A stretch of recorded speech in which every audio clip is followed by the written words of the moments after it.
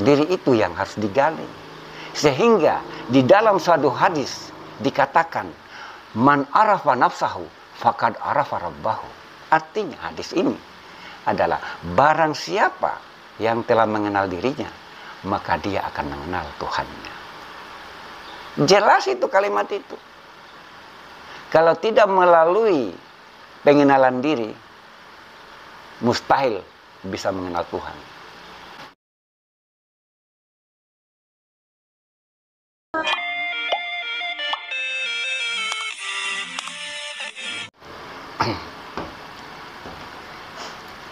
Jadi kenapa orang awam atau orang-orang biasa dia tidak bisa melihat Tuhan, tidak bisa menyaksikan Tuhan. Sementara di dalam penyaksiannya, di dalam melakukan sholat 5 waktu, artinya di sini yang saya mau bicarakan penyaksian kepada Allah. Di sana ada nama Allah yang disebut, yang disaksikan. Jadi seakan-akan yang beribadah ini dia melakukan kesaksian. Dia bersaksi, betul-betul dia bersaksi bahwa Tuhan itu ada. Tidak ada yang lain, hanya Dia yang ada di alam semesta ini. Bahkan Dia yang zahir, Dia yang batin, Dia yang awal, Dia yang akhir. Maksud daripada penyaksian di dalam bersahadat itu, di situ maksudnya. Jadi kenapa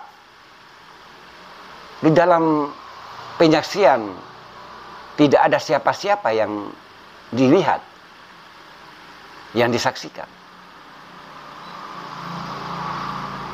Tidak ada siapa-siapa yang dilihat, tetapi ada pengakuan, penyaksian. Dia bersaksi tidak ada Tuhan melainkan hanya Allah. Di situ jelas tidak ada siapa-siapa yang dipertuhankan, bahkan yang ada sekalipun hanya Dia yang menjadi Tuhan yang ada. Seperti yang saya katakan tadi, bahwa Dia pada hakikatnya yang awal, yang akhir, yang zahir, yang batin. Jelas di situ. Namun kenyataannya di dalam keseharian orang yang bersaksi tidak sejalan dengan perbuatan, perilaku di dalam kesehariannya. Ini persoalannya. Sehingga melahirkan rasa sombong, melahirkan rasa bangga diri, takabur, menghina yang lain, menjelekkan yang lain, mencari-cari kesalahan orang lain. Seakan-akan yang lain itu tidak berarti bagi dirinya. Ini kan pemahaman yang salah kalau menurut saya secara pribadi. Saya memandang seperti itu. Bukan begini orang yang beragama. Kalau benar-benar dia beragama meyakini bahwa Allah itu adalah Tuhan semesta alam. Allah itu adalah maha segala-galanya. Dia yang menjadikan, Dia yang mengadakan segala-galanya. Termasuk manusia ini adalah ciptaan daripada Allah itu. Kenapa mereka manusia-manusia yang lain itu direndahkan? Kenapa mereka dianggap tidak bernilai? Sehingga muncul rasa kesombongan, bangga diri, dan seterusnya.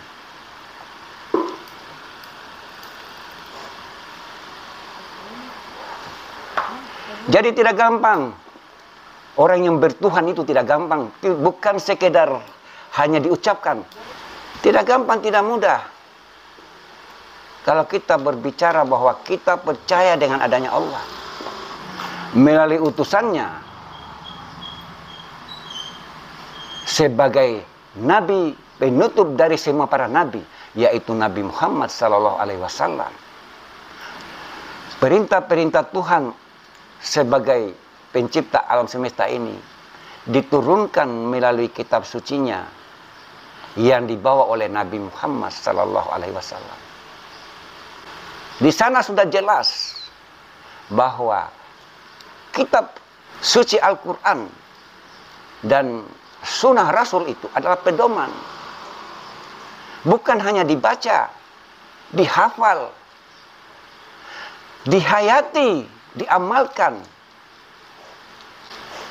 Harus seperti itu.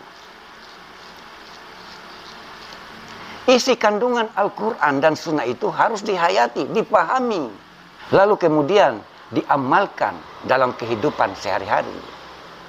Begitu. Bukan dihafal. Kemudian dengan pengetahuan menghafal, menyampaikan kepada orang-orang lain. Padahal pengetahuan hanya sekedar menghafal, tidak memahami isi kandungan Al-Quran dan sunnah Rasul yang ada di dalamnya.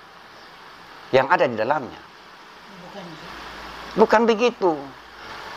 Masih sekedar menghafal, masih hanya sekedar membaca daripada Al-Quran dan sunnah. Mereka merasa sudah bisa mengamalkan dua kitab sebagai pedoman hidup umat Islam. Belum bisa sampai di situ, saudara. Belum bisa. Isi Al-Quran dan sunnah Rasul itu harus betul-betul mampu, bukan hanya sekedar diucapkan, tapi harus bisa mampu diaplikasikan dalam kehidupan, dalam keluarga, lingkungan. Itu baru betul-betul sudah bisa diamalkan.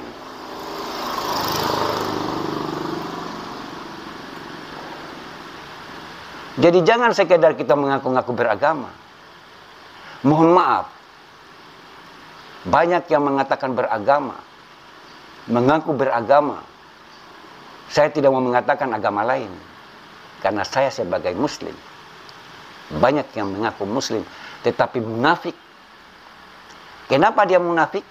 Karena dia tidak memahami kandungan isi daripada Al-Quran sebagai kitab suci yang diturunkan Allah kepada baginda Rasulullah Muhammad SAW.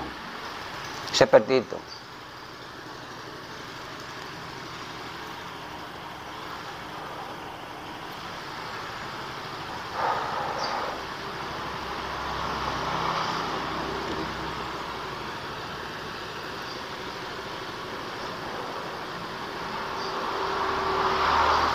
Jadi kalau menurut saya secara pribadi, untuk bisa memahami kandungan Al-Quran dan sunnah Rasul, untuk saya secara pribadi, kalau menurut saya secara pribadi, manusia itu, dia harus mengenal dirinya. Dia harus mengetahui dirinya, siapa dirinya yang sebenarnya. Bukan diri jasmani.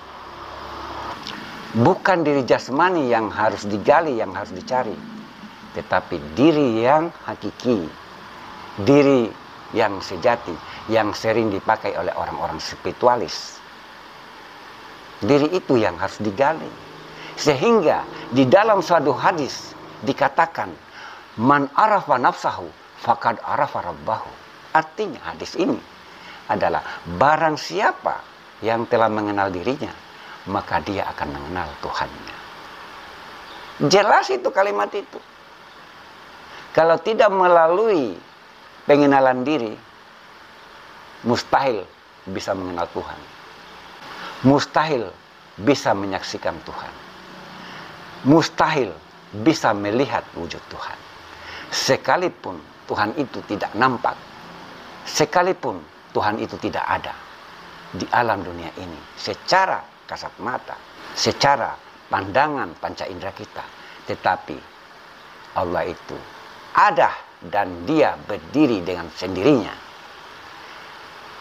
yang disebut dengan sifat qiyamu binafsi, artinya dia berdiri dengan sendirinya. Karena tidak ada yang lain. Hanya dia yang ada. Tidak ada siapa-siapa. Hanya dia yang ada. Semua apa yang ada di alam semesta ini akan mengalami kebinasaan. Akan mengalami kehancuran. Ini bukti. Ini sebagai bukti bahwa pada hakikatnya apa yang ada yang kita lihat ini, yang kita pandang sebagai kenyataan, itu hanyalah sebenarnya. Pada hakikatnya tidak pernah ada.